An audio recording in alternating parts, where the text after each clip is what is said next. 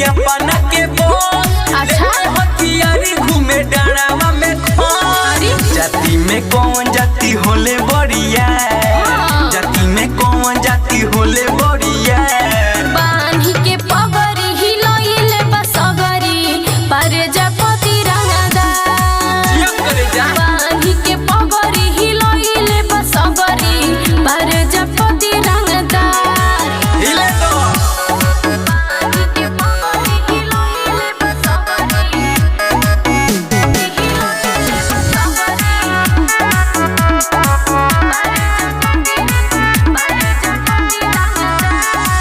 कोहरे के लोहरिया कोहरे के कोहर तरह से बोलो हम कहीं के।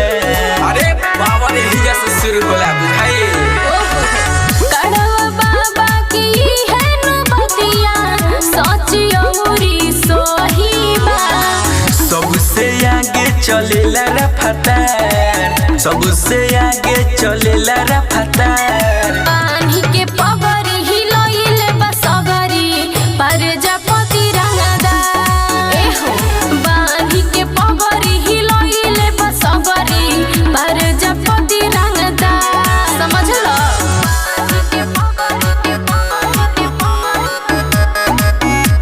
हिलोइले बसगरी